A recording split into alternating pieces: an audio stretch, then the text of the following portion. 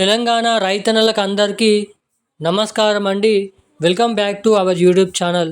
తెలంగాణ రాష్ట్రంలో ఉన్నటువంటి 70 నుండి 75 లక్షల మంది రైతుల ఖాతాల్లోకి పీఎం కిసాన్ 23వ విడత అంటే 23వ ఇన్స్టాల్మెంట్ కిందనైతే 23వ విడత కింద 2,000 రూపాయల నిధులు అనేది మన తెలంగాణలో ఉన్నటువంటి రైతుల ఖాతాల్లోకి పీఎం నరేంద్ర మోడీ గారు రిలీజ్కు ఆమోదం అయితే తెలపడం జరిగిందన్నమాట.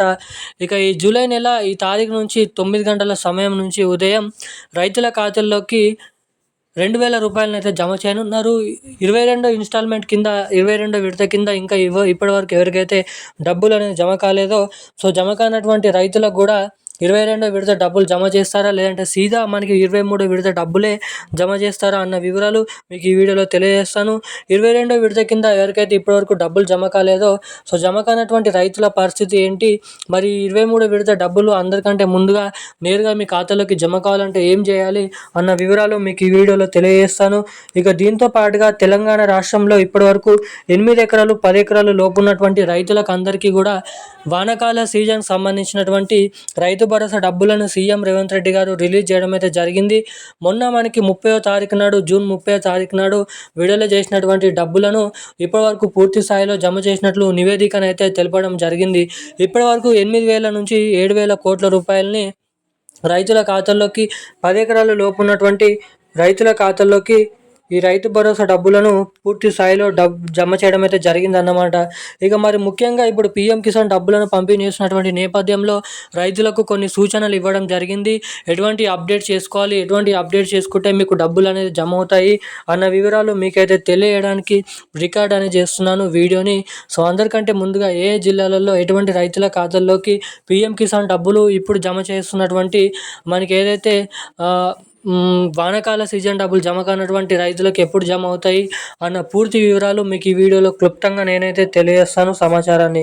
అందుకోసం వీడియోని చూసినటువంటి ప్రతి ఒక్కరు వీడియోని లైక్ చేయండి, ఛానల్ని సబ్స్క్రైబ్ చేసుకోండి, వీడియోని షేర్ చేయండి.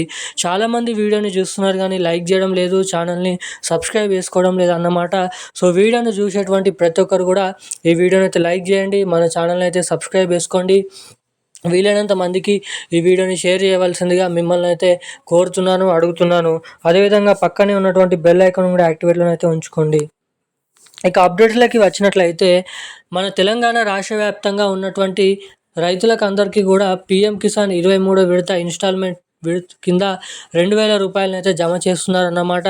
మనకి ఇప్పటివరకు దాదాపు అనేక రకమైన రైతుల ఖాతాల్లోకి నిధులను కేటాయించిన మన తెలంగాణ రాష్ట్ర ప్రభుత్వం.